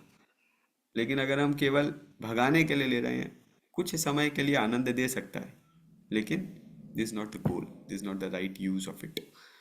इसी तरीके से अपनी इंटेलिजेंस का उद्देश्य केवल योजना बनाना, प्लानिंग करना ही नहीं है, किसी उद्देश्य के लिए प्रयास करना है। तो पहले वो उद्देश्य डिफाइंड होना चाहिए। जैसे अर्जुन, अभी अर्जुन के जैसा योद्धा पूरी महाभारत में क्यों ही नहीं है भाई? अर्जुन ने अकेले सारे देवताओं को हराया, अकेले सारे गंधर्वों को हराया, अकेले पूरे राक्षसों के एक पूरे सभ्यता को हरा दिया, निषाद कवच। अकेले शंकर जी के साथ में युद्ध कर लिया, अकेले सारे पांडवों का, सारे कौरवों को भी हराया है विराट के युद्ध में। This is Arjun calibre. लेकिन वही अर्जुन जब महाभारत में आया तो सर पे हाथ रख के रो रहा है, बोले मैं क्या करूं, मैं तो गांडीव भी नहीं उठा पा रहा हूं। क्यों? क्योंकि अर्जुन को उद्देश्य क्लियर नहीं है, गोल क्लियर नहीं है। और इसीलिए अर्जुन कह रहा है कि मेरी जो बुद्धि है वो विचलित हो रही है, मुझे धर्म सम्मूढ़ चेता, मेरे चित्त में धर्म संकट बैठ गया है। क्यों? क्योंकि मुझे समझ नहीं आ रहा है कि मैं क्यों करूं, what is the goal. Arjun जब महाभारत के युद्ध में आया था तो सोच के आया था कि गोल क्या है, मैं जीतूंगा और राजा बन जाऊंगा, या मर गया तो स्वर्ग चला जाऊंगा। लेकिन अब उसको लग रहा है कि दोनों ही स्थिति में मैं सुखी नहीं हो पाऊंगा। Then why should I work? हाँ, तो अर्जुन भगवान से कह रहा है, कार्पण्य दोषो पहता स्वभाव पृच्छामि त्वाम धर्म सम्मूढ़ चेता। कि मेरा जो स्मृति है, मेरा जो चित्त है वो बेविल्डर हो गया है, मुझे समझ में नहीं आ रहा है मेरी क्या ड्यूटी है, क्यों करूँ, कैसे करूँ। और इसीलिए मैं आपसे अनुरोध कर रहा हूँ कि आप मुझे अपना शिष्य स्वीकार करिए और कृपया मुझे मार्गदर्शन दीजिए कि मैं क्या करूँ। इसी तरीके से आप आज की दुनिया में देखो, आज के समय में मनुष्य ने अपनी बुद्धि का कितना उपयोग किया है। हमारे पास में बड़े बड़े लग्जूरियस हाउसेज हैं, बड़े बड़े बंगले हैं, इतने एकदम ज़बरदस्त अपार्टमेंट्स हैं, इतना टेक्नोलॉजी है, स्काई स्क्रैपर बिल्डिंग्स हैं, एरोप्लेन्स हैं जो साउंड की स्पीड से भी चल सकते हैं, लेटेस्ट कम्युनिकेशन मेथड्स हैं, आईफोन, डाईफोन, बेरी वेरी यानी क्या क्या। लेकिन सब कुछ होने के बाद में भी व्यक्ति सुखी नहीं है। इतना टेक्नोलॉजिकल एडवांसमेंट होने के बाद भी व्यक्ति डिससेटिस्फाइड है, फुल ऑफ एंजाइटी है, स्ट्रेस्ड है, डिप्रेस्ड है और दुखी है। बड़े आश्चर्य की बात है ये। भाई ये सब का उद्देश्य था सुख का वृद्धि करना, लेकिन ये सब के साथ दुख की वृद्धि हो रही है। भाई जब हमने मोबाइल फ़ोन खरीदा था तो ये सोच के खरीदा था अपने सगे संबंधियों से जुड़ के रहेंगे, हमारे संबंध अच्छे हो जाएंगे। लेकिन देखा हो जा रहा है कि उल्टा हो रहा है। मोबाइल फ़ोन होने से हमारे संबंध और कमज़ोर हो रहे हैं। क्यों? क्योंकि हमारा तो मोबाइल से ही संबंध बन गया। पहले पत्नी से बात करते थे, अभी मोबाइल पे ही लगे रहते हैं। ना पत्नी के लिए टाइम, ना बच्चों के लिए टाइम, ना भाई बहन के लिए टाइम। सारा टाइम किसने ले लिया? मोबाइल ने ले लिया।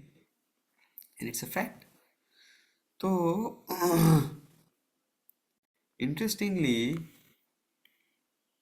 वी हैव टू अंडरस्टैंड क्यों ऐसा हो रहा है।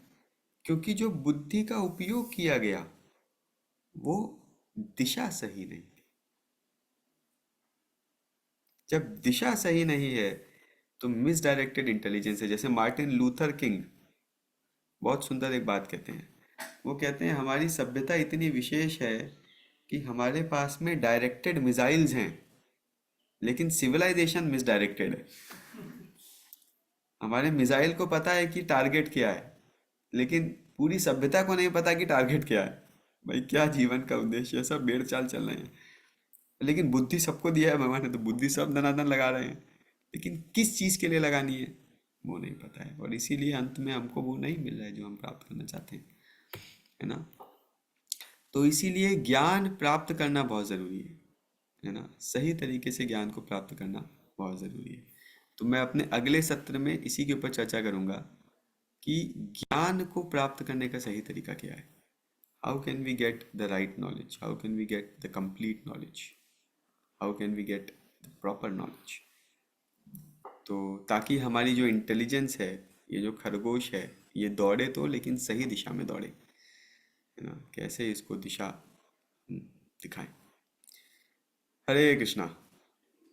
तो यहीं पर विराम देंगे, अगर किसी का कोई प्रश्न है तो पूछ सकते हैं, कोई टिप्पणी है। हरे कृष्णा प्रभु जी। एक मिनट एक मिनट एक मिनट, एक क्वेश्चन मुझे आया था शायद चैट पे। अमन मालवीय प्रो ने पूछा था, could you please explain the difference between moksha and Golok Dham. Okay okay okay, if someone attains moksha how can they go to Golok Dham. So मैं बहुत शॉर्ट में बता रहा हूँ, मैं इसको एलेबोरेटली एक पूरे सेशन में ही बताऊंगा। What is moksha, what is Golok Dham. जन्म मृत्यु के चक्र से निकलना मोक्ष कहलाता है, लेकिन जन्म मृत्यु के चक्र से निकल के भगवान के नित्य सानिध्य में रहना भगवान के धाम को प्राप्त करना सिखाता है। जैसे कोई व्यक्ति जेल में हो, वो जेल से निकल जाए उसको मोक्ष कहा जाता है, लेकिन वो जेल से निकल के अपने घर आके अपने सगे संबंधियों के साथ रहने लगे, उसे गोलोक धाम प्राप्ति कहा जाता है। तो गोलोक धाम प्राप्ति में मोक्ष इनबिल्ट है, क्योंकि व्यक्ति जेल से तो निकल ही गया है, लेकिन मोक्ष is inferior, this is zero. हमारा अभी स्थिति क्या है, कंडीशन लाइफ क्या है, हम जेल में हैं। मोक्ष क्या है, जेल से निकल गए। लेकिन भगवत धाम प्राप्ति क्या है, जेल से निकल के अपने सगे संबंधियों के साथ घर पहुंच गए। तो आप में से कौन कौन जेल में रहना चाहता है, कृपया हाथ उठाइए। ओके, कौन कौन जेल से निकलना चाहता है, कृपया हाथ उठाइए। अच्छा, चलो अनुराधा माता जी ने एक तो हाथ उठाया, ओके। और कौन कौन जेल से निकल के घर पे सुकून से रहना चाहता है, कृपया हाथ उठाइए।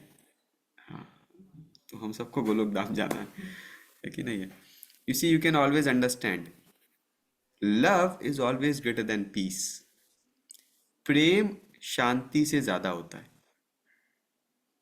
कई बार लोग कहते हैं मुझे शांति से जीने दो। जैसे मुझे एक बार याद है, मैं एक बार बड़ा इरिटेट हो गया। अरे मैं इतना दिन भर मेरी माता जी ने दो तीन उनको रखा था। एक्चुअली माता जी का थोड़ा स्वभाव था, तो एक पूरा परिवार ही उन्होंने एक तरीके से रख लिया था हमारे घर पे। वो परिवार की माँ भी आती थी, सेवा करती थी, बच्चे आते थे, तो दिन भर वो लोग घर पे ही रहते थे। और वो लोग हमेशा कुछ तो हल्ला गुल्ला, दिन भर टीवी चलाएंगे। मुझे बड़ा इरिटेशन होता था, तो मैं एक बार खूब चिल्लाया, मैं बोला मुझे शांति से रहने दो भगवान, कब वो दिन आएगा जब मैं शांति से जी पाऊंगा, मुझे मुक्ति चाहिए इन लोगों से। और लिटरली कुछ ऐसी घटना हो गई। मेरे शायद नाना की तबीयत खराब थी, कुछ तो था, मैं छोटा था। तो एक हफ्ते के लिए मेरे माता पिता दोनों को जाना पड़ा, और मेरा कुछ एग्ज़ाम था, तो मैं घर पे रुका था अकेले। तो एक हफ्ते के लिए, एक आंटी थी बगल में, वो खाना बना के दे देती थी, तो एक हफ्ते के लिए मैं घर में अकेले रहा। और मैं इतना फ्रस्ट्रेट हो गया उस एक हफ्ते में कि मैं रोज कॉल करता था, भाई कब आ रहे हो आप लोग, कब आ रहे हो, कब आ रहे हो, कब आ रहे हो। लेकिन ये, तो जब व्यक्ति इस संसार के द्वंद्वों से परेशान होता है तो उसको लगता है शांति चाहिए, लेकिन बहुत लंबे समय तक शांति में टिक नहीं सकता व्यक्ति। उसको उसके बाद में संबंध और प्रेम चाहिए ही चाहिए।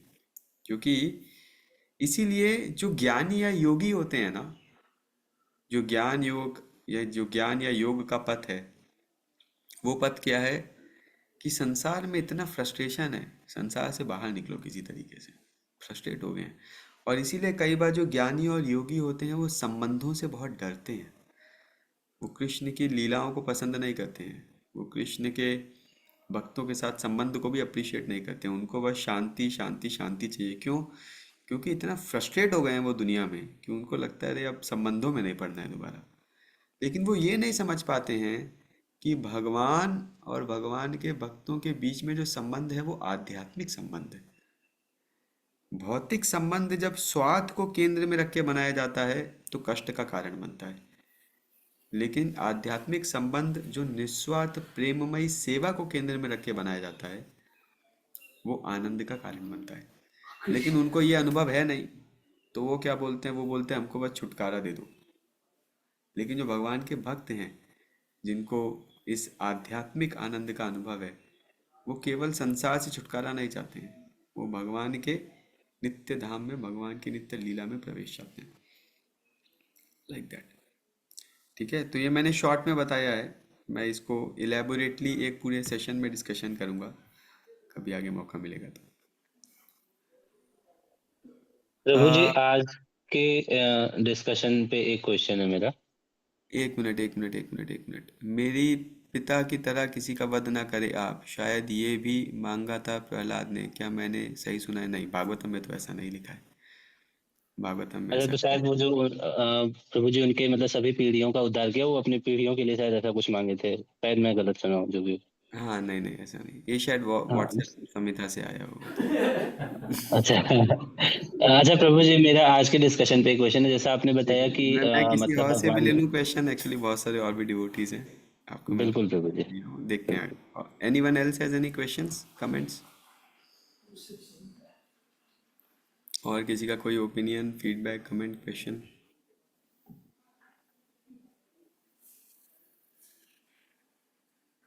किसी का कोई प्रश्न नहीं है?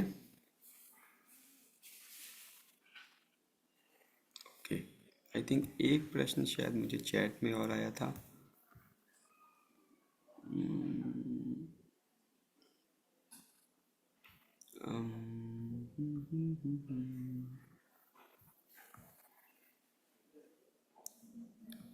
ओके ओके,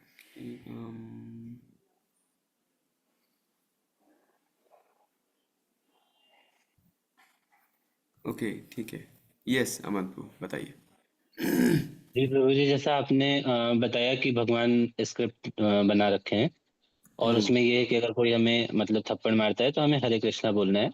नहीं नहीं, ये और स्क्रिप्ट नहीं है, मैं एग्जाम्पल दिया था। अच्छा, ऐसी तो मतलब मैं स्क्रिप्ट नहीं वही। है बाबा। ओके। मतलब प्रभु जी, मैं यही आपके कहना चाह लिए रहा था कि। स्क्रिप्ट ये है कि आपको कोई गले लगाए तो आपको हरे कृष्णा बोलना है। वो थप्पड़ मारने वाली स्क्रिप्ट मेरे लिए है।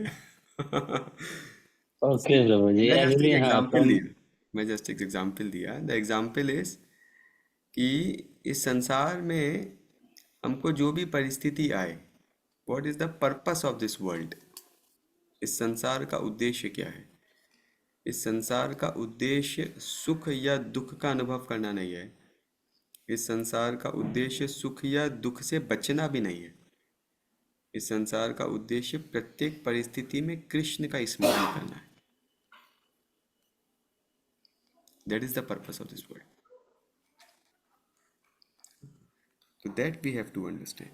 Every situation in life is an opportunity to enhance our relationship with Krishna, to deepen our relationship with Krishna, to increase our longing for Krishna. That is the purpose of this world. That is the sole purpose of this world. ठीक है, बाकी हर किसी के लिए customise script है। That was just an example to understand how when we do not react in a way that is in the right attitude of dependency of Krishna, surrender to Krishna, then again and again we come across the same situations in life. पर प्रभु जी, आपने ऐसा क्यों बोला कि वो script आपके लिए है? ऐसा मतलब आपको भी अगर कोई ऐसा करे तो आप भी तो रिटेलिएट ये सोच के कर सकते हैं ना कि वो अपने फॉल्स ईगो में गलत कर रहा है, और वो भी कृष्ण का ही मतलब पार्ट एंड पार्शियल है। और आप एक तरह से मतलब राग और द्वेष, जैसा अर्जुन को भगवान ने बोला कि राग और द्वेष से अपेक्षा से मुक्त होके तुम युद्ध करो, वैसा आप भी कर सकते हैं। फिर ये स्क्रिप्ट आपके लिए भी क्यों है? नहीं, अगर आवश्यकता होगी तो युद्ध भी करेंगे। अगर नाउ अभी that's a very subjective situation. वो सिचुएशन के ऊपर डिपेंड करता है। It's a fact. देखो, जीवन में हर युद्ध लड़ने लायक नहीं होता। छोटा सा स्टेटमेंट है, इसके ऊपर सोचिएगा। जीवन का हर युद्ध लड़ने के लिए नहीं है ना। कभी कभी ऐसी स्थिति होती है कि आपके सामने कोई व्यक्ति है जो आपके साथ में गलत कर रहा है। You may have to retaliate, sometimes you may have to just tolerate, sometimes you may have to not just retaliate, not just tolerate, sometimes you may, जैसे मैं आपको सबके एग्जांपल्स देता हूँ, मैं जस्ट 5 मिनट में आपको 4 एग्जांपल्स देता हूँ शास्त्रों से, यू विल अंडरस्टैंड। पहला एग्जांपल, अर्जुन का ही हम एग्जांपल लेते हैं। अर्जुन की स्थिति में भगवान अर्जुन से क्या कह रहे हैं? अर्जुन कह रहा है कि मैं इन सबको क्षमा कर दूंगा, ये सब आदता ही है। लेकिन भगवान क्या कह रहे हैं? नहीं, इनको क्षमा नहीं करो, you should fight back, you should punish them. Now that is Krishna's instruction for Arjun and Arjun did it as a devotee. फिर शास्त्रों में वर्णन आता है अवंती ब्राह्मण का, भागवतम में वर्णन आता है अवंती ब्राह्मण का। तो ये जो अवंती ब्राह्मण था, ये अवंती ब्राह्मण के परिवार वाले या अवंती ब्राह्मण के आसपास के लोग अवंती ब्राह्मण का बहुत भर्त्सना करते थे, अनेकों प्रकार से इसका अपमान करते थे। कई बार सड़क पे जाता था, इसके ऊपर कूड़ा फेंक देते थे। कई बार ये भजन करने बैठता था, लोग आके इसके ऊपर पेशाब करके चले जाते थे। इतना ज़्यादा लोग इसको टॉर्चर करते थे। तो पहले अवंती ब्राह्मण ने रिटेलिएट किया, फिर धीरे धीरे अवंती ब्राह्मण इस अंडरस्टैंडिंग पे आ गया कि ये सब जो भी कुछ हो रहा है, ये मेरे शरीर के साथ में हो रहा है या बाहर की दुनिया में हो रहा है, मेरा मन इसको अच्छे या बुरे के रूप में देख रहा है। अगर मैं अपने मन को कंट्रोल कर लूँ तो संसार में कुछ अच्छा बुरा नहीं है। And he became neutral to everything. फिर आगे जाके वही अवंती ब्राह्मण का कुछ लोग पूजा भी करते थे, उसको खूब सम्मान भी देते थे, स्टिल ही वॉज न्यूट्रल। ये भी उदाहरण है शास्त्रों में। शास्त्र में प्रहलाद महाराज का भी उदाहरण है, जो हिरण्यकश्यप उनको मारने का इतना प्रयास किए, प्रहलाद कभी रिटेलिएट नहीं किए, बल्कि प्रहलाद तो उन्हीं हिरण्यकश्यप के वेलफेयर के बारे में सोच रहे हैं। हरिदास ठाकुर का उदाहरण आता है चैतन्य महाप्रभु की लीला में। हरिदास ठाकुर को कुछ जल्लाद कोड़ों से मार रहे थे और हरिदास ठाकुर उन्हीं जल्लादों के लिए प्रार्थना कर रहे थे। Even Jesus Christ, such a beautiful example. अभी जो लोग जीसस क्राइस्ट को सूली पे चढ़ाए, जीसस उन्हीं के लिए भगवान से फॉरगिवनेस मांग रहे हैं। O lord please forgive them, they know not what they are doing. So the dharma is different in every situation, you know. The principle is the same. The principle is surrender to God. The principle is how can I act in a way that will take me closer to God. Arjun के लिए ये क्या था action? To fight. Prahlad के लिए क्या था action? To tolerate. Jesus के लिए क्या था action? To forgive and be compassionate.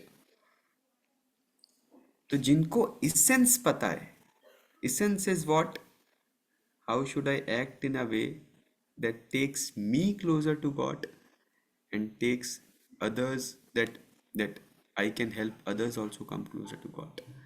He will know how to act in a situation. उसको पता होगा how to act in a situation. जैसे हनुमान को ही आप देखिए, हनुमान जी जब लंका जा रहे हैं तो लंका जाते जाते मैनाक पर्वत आया। मैनाक पर्वत बोला सोने का पर्वत है, थोड़ा रेस्ट ले लो। हनुमान उसको छू के निकल गए, रेस्ट नहीं लिया।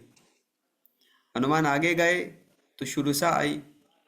शुरुसा ने इतना बड़ा रूप दिखाया, हनुमान ने उसे झगड़ा नहीं किया, चुपचाप छोटे बन के मुंह के अंदर से निकल गए।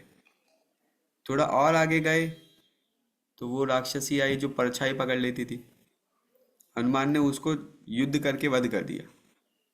थोड़ा और आगे गए, लंकिनी आई, लंकिनी को झापड़ मारा, नीडफुल किया, लंकिनी बोली अंदर जाओ, जाने दिया, अंदर चले गए। पूरी लंका में किसी योद्धा के साथ में युद्ध नहीं किया हनुमान ने, बल्कि वो राक्षसियां जो सीता मैया को प्रताड़ित कर रही थी उनके साथ में भी रिटेलिएट नहीं करा। हनुमान को गुस्सा आ रहा था लेकिन कुछ बोले नहीं उधर, क्योंकि वो आवश्यकता नहीं थी उस समय। रावण के सामने जाके केवल संदेश दिया, लेकिन जब रावण ने पूंछ में आग लगाई तो रावण को राम की शक्ति का एहसास दिलाने के लिए पूरी लंका जला दी। तो हनुमान किसी स्थिति में युद्ध नहीं कर रहे हैं, किसी स्थिति में युद्ध कर रहे हैं, किसी स्थिति में छोटे बन रहे हैं, किसी स्थिति में बहुत बड़े बन रहे हैं। What is it? This is acting as per the situation. So what is needed for the service of the Lord? जैसे हम ही हैं, मैं कई बार कुछ भक्तों के साथ में खूब डांट देता हूँ। कई बार कुछ भक्त लोग हैं जो हमसे जुड़े हैं, जानते हैं, कई बार हम उनको खूब डांट देते हैं। कई बार बड़ी से बड़ी गलती करने पे भी मुस्कुरा के निकल जाते हैं। क्यों भाई? उस स्थिति में उस भक्त के लिए क्या आवश्यक है, दैट्स व्हाट वी डू ना। तो that's a very subjective thing. वो इंटेलिजेंस कैसे आता है? तो भगवान खुद कह रहे हैं कि सततम कीर्तयन्तो माम ये जना पर्युपासते तेषां नित्ययुक्तानाम ददामि बुद्धि योगम तम ये न मामुपयान्ति ते। भगवान कह रहे हैं कि जो लोग मेरे सतत कीर्तन में लगे हुए हैं या जो लोग कॉन्स्टेंटली मुझसे टच में हैं, उनको मैं इंटेलिजेंस देता हूँ how they should act in a specific situation. जैसे हमारे योगी जी हैं, अभी योगी जी के जो आसपास के सेक्रेटरी लोग हैं, तो योगी जी के पास में हर व्यक्ति जाता होगा कि योगी जी हमारा काम कर दो, हमारा काम कर दो, हमारा काम कर दो, और योगी जी सबको हाँ हाँ हाँ हाँ बोलते हैं, हाँ ठीक है हो जाएगा, हाँ ठीक है हो जाएगा। लेकिन जब वो फाइल सेक्रेटरी के पास में जाती है तो सेक्रेटरी को मालूम है कि किस फाइल पे किस लेवल का एक्शन लेना है। योगी जी ने सबको हाँ हाँ हाँ हाँ ही बोला है, लेकिन वो सेक्रेटरी उनके साथ कांस्टेंट टच में है ना, इसलिए उसको मालूम है कि इनका दिमाग किधर चल रहा है। होता है नहीं होता है? एग्जैक्टली जो भक्त कांस्टेंट कृष्णा से कनेक्टेड है, he knows how I should act in a situation that is taking me closer to Krishna, and that can that I can assist others also to come closer to Krishna. That is how it is.